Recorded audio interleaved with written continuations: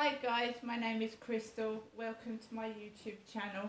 Hi, how's everybody doing? It's a Saturday morning. It's 9:32 at the moment. I'm here in my flat just waiting for, well, I'm drinking my coffee actually. I've made myself a cup of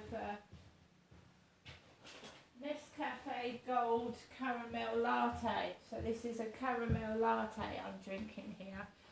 One that I've made myself. So, I went to the doctor's yesterday. He prescribed me some HRT gel and some capsules. HRT standing for hormone replacement therapy, and some capsules.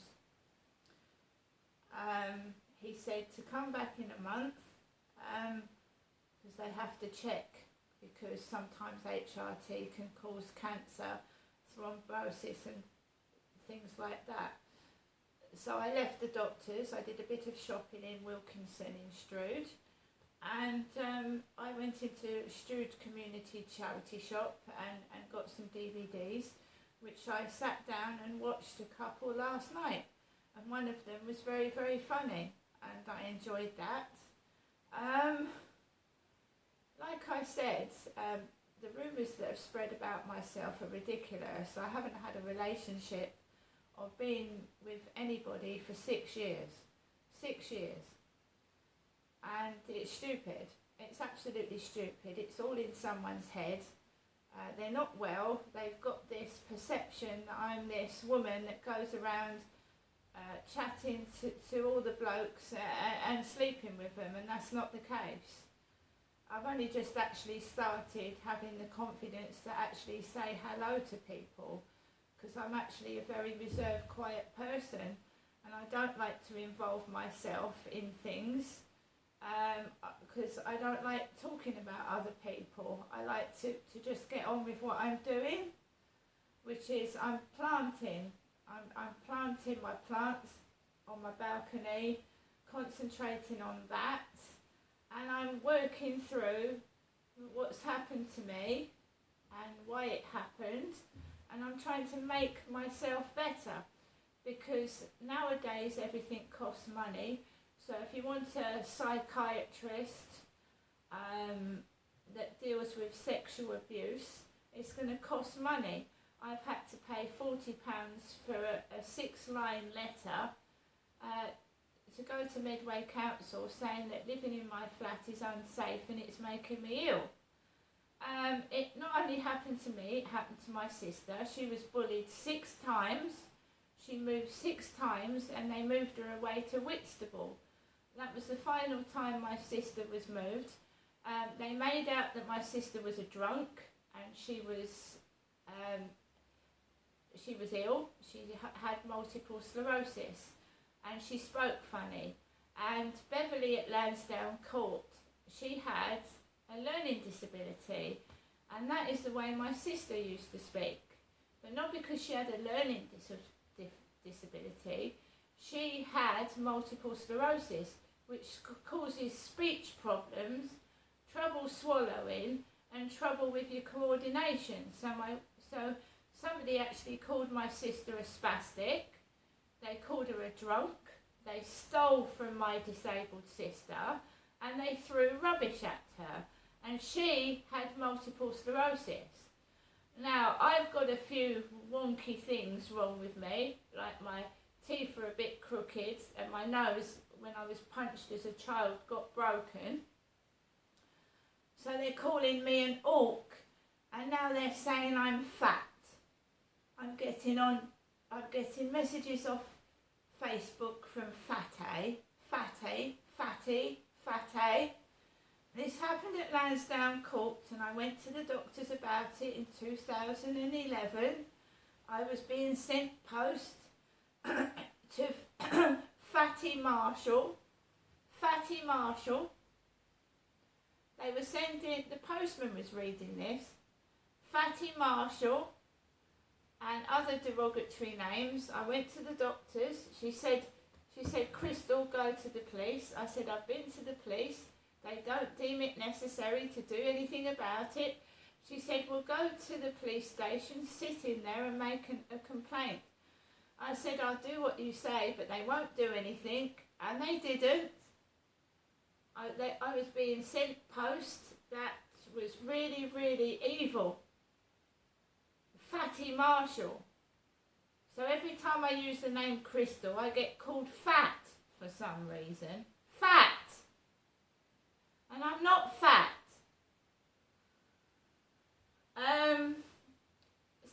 This has been going, the police have failed to act, they failed to do anything, and it gets worse, and it gets worse, and it gets worse. My sister went through it, and my dad said to my face, he said, your sister went through it. Exactly the same thing. Why? Why are people taking the piss out of a disabled woman with multiple sclerosis? Why were they doing it? And how were they allowed to get away with it?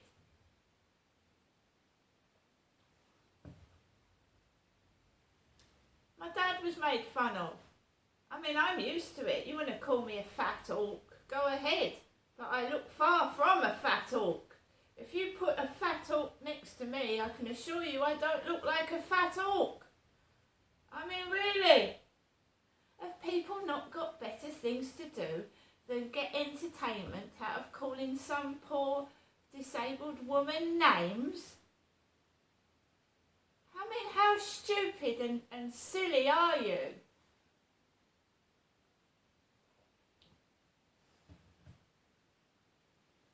They moved my sister out of the way to Whitstable, and my mum said that Amanda was well known and everybody loved my sister. And again, my mother tells lies. No one knows who my sister was.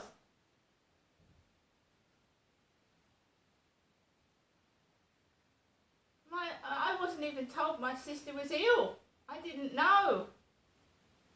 Until 2008. I didn't even know my sister had multiple sclerosis. I wasn't told a thing. There was me thinking my sister was okay, she was getting on, and she was in a wheelchair. The only person that saw my sister in the end was my mother. My dad wasn't allowed to see my sister, and my mum would not let me see my sister. My mum used to leave me and my dad in the bedroom, and then she'd go out to see my sister in the back of the car, her husband's car. I wasn't allowed to see my sister. I mean, it's ridiculous. Big conspiracy. Big thing that's been going on that they've been hiding. And you can pay me as much as you like. It doesn't hide the truth. You can't hush somebody up. You can't pay them off.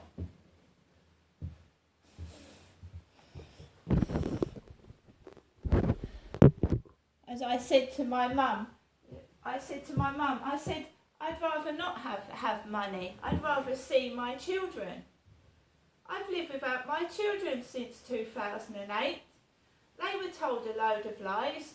My daughter was actually told I was dead. Someone had told my daughter I was dead. So you had a 7-year-old girl thinking her mother was dead. It's disgusting. That's disgusting. Most women that have gone through what I've gone through would have cracked up completely and gone mad and been put in a mental asylum. I lost all 4 of my kids. I was supposed to have 50-50 access. I comes down to Chatham to ask my mum and dad to help me. My dad starts molesting me. I don't see my children. I lose my flat in bloody Gloucestershire. Lose it. End up stranded down in a fucking drug-riddled dump for 12 years. And you expect me to have a fucking smile on my face? The doctor wants me to come back in a month's time with a happy face. You can't change what's happened. It's like putting someone in a jail for 15 years and then telling them, I'm very sorry, but you're innocent. 15 years of their fucking life locked in a fucking cell, and then they get told, oh, you can leave now, we're sorry, we got it wrong.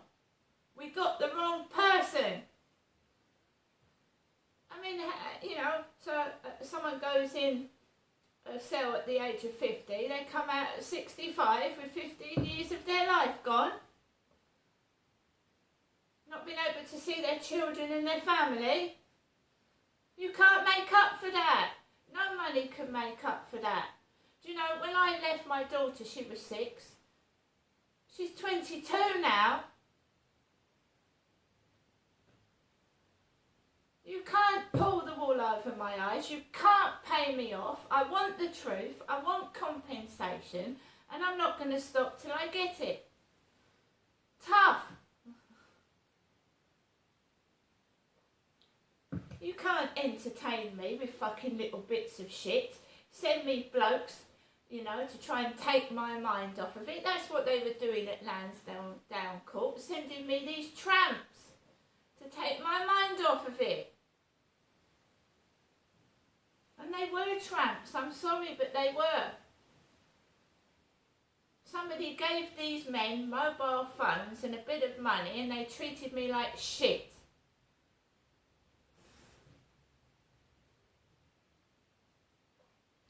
I came down to ask my mum and dad to help me get my kids back, not be molested.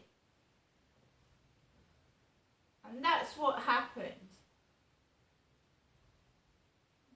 You can't replace. It's awful what happened to me, awful, and I don't want it to happen to other women. I was taken away from my kids and treated like a sex slave.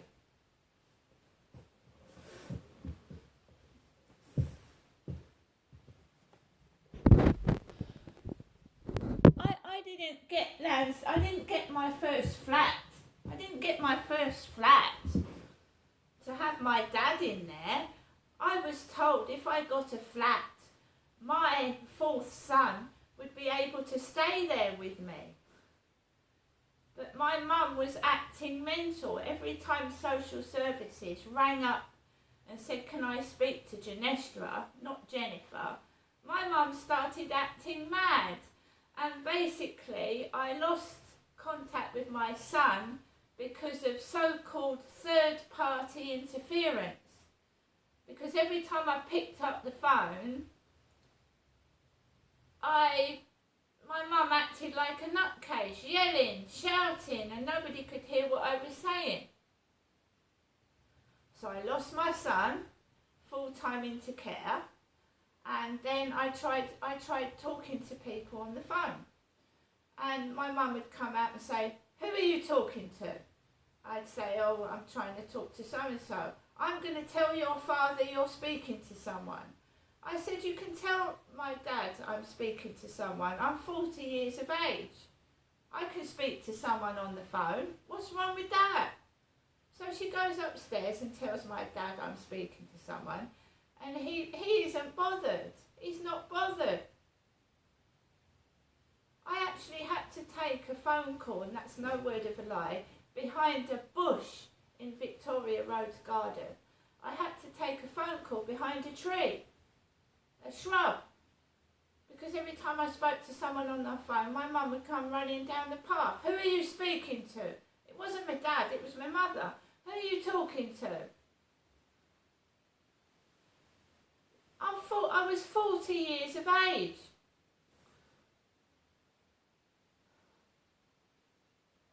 Now she's talking to me 6 times a day on the phone. I can't have a relationship with a man. I can't talk to anybody else. I'm trapped in this hole. If I bring down one of my kids and take them round to see my mother, she tries to turn my child against me. What has Genestra been saying about me? I said, my children have chosen not to come and see you because you didn't bother to come and see them in Gloucestershire. They hadn't seen you in 22 years. You didn't come up with Dad. You didn't come and see them. They don't know who you are. It's nothing to anything else. And she did see Andy, and she saw David when David came down to see my dad in hospital. my son saw my dad in the William Harvey Hospital when he'd had a heart attack. She's met my two sons. She hasn't met my daughter and she hasn't met my other son, but she's met two of them. She met one of my sons twice. And then she turns round to me and says I'm stopping her from seeing her grandchildren. I don't stop her seeing her grandchildren. She's not been a grandmother to them, and that's the truth. They don't know who she is.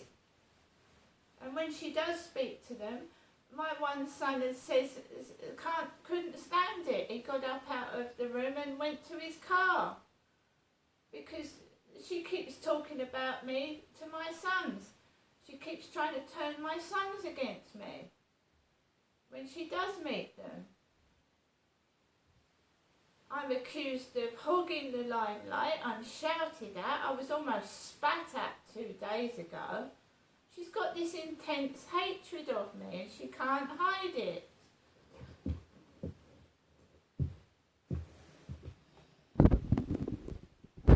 And it's my mum's birthday on Sunday, but it's her birthday. But she drives people away.